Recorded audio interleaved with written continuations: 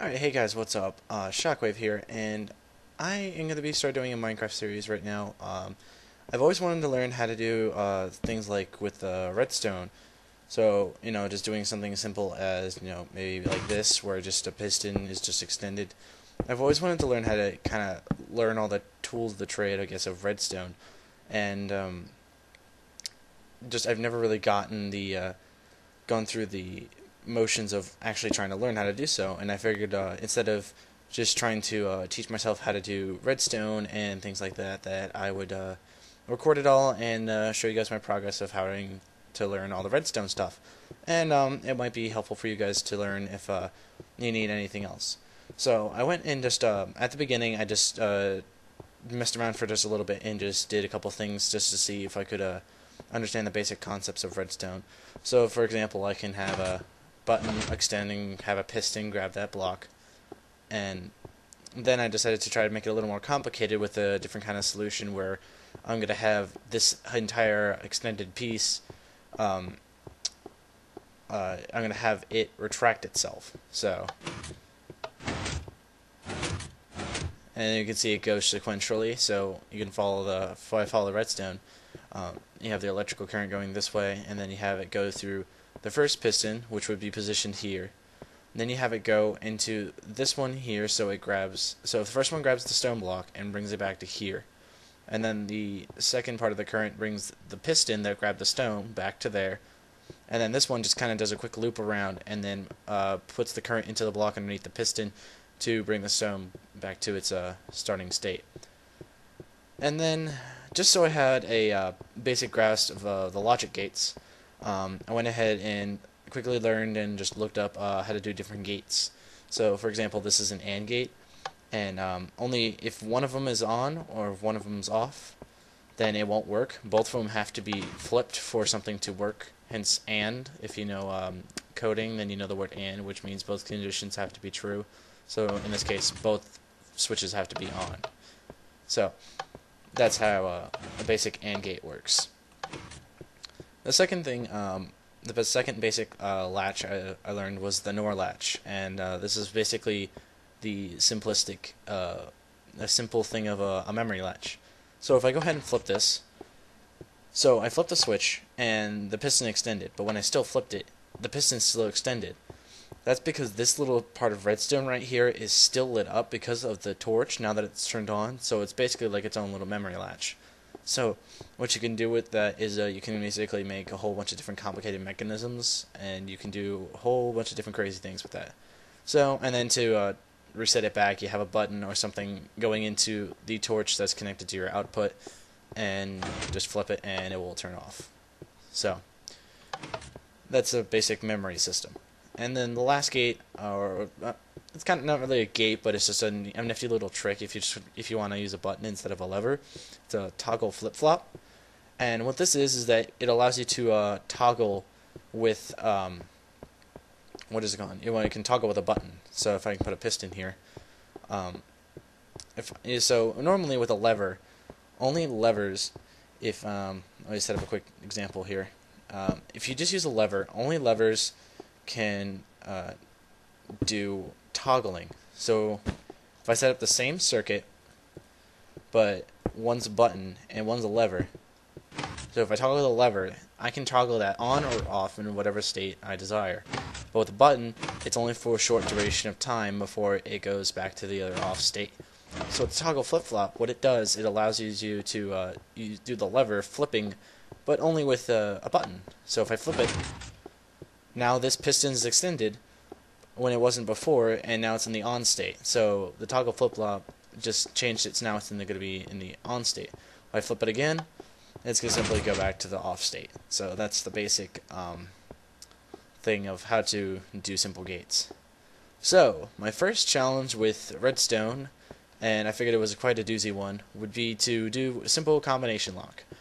And as you can see, I have just the thing set up right here. And I'm going to record all this and see if I can figure out how to make my own combination lock to open the door, or to actually hit the piston if I can, or something like that. I'll have a door there or something. I don't know. So I am going to now start to think about how to do this combination lock, because I am still clueless about how to do basic basic redstone circuitry, and doing this will help me to learn how to do it, and plus, if whenever I play Minecraft in the future, I could use this for other things.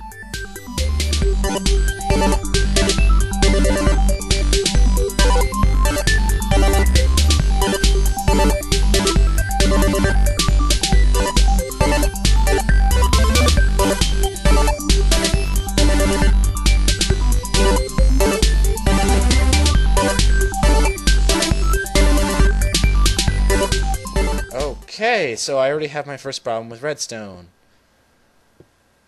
I can't do redstone. God. Let's just move this. Okay, so let's do this. So I've already come across my first problem with redstone is I messed up a gate. So how do I do a gate? Or how do I do a proper gate? This and there. I don't know how to do a backwards NOR gate. Backwards NOR latch. So I need to learn how to do backwards NOR thing, I guess. So there's that, and there's that one off. Okay.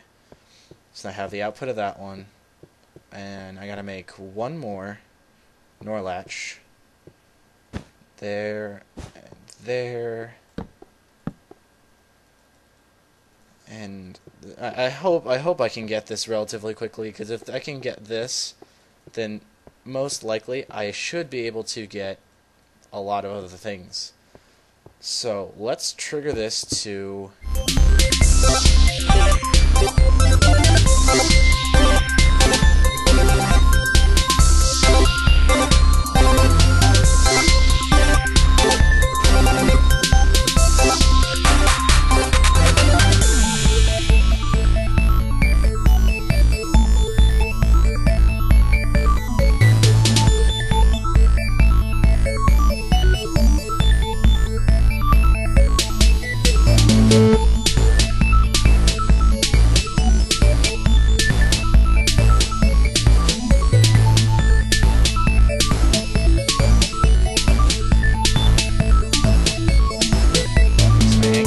reset. How would you compact that? I have no idea. Okay, so 1, 2, 3, 4. Oh my god, it worked. Yeah. Okay, I'm happy about that. So now I just gotta rig some kind of reset button, because I have a reset button right here. So let's go ahead and rig this reset button.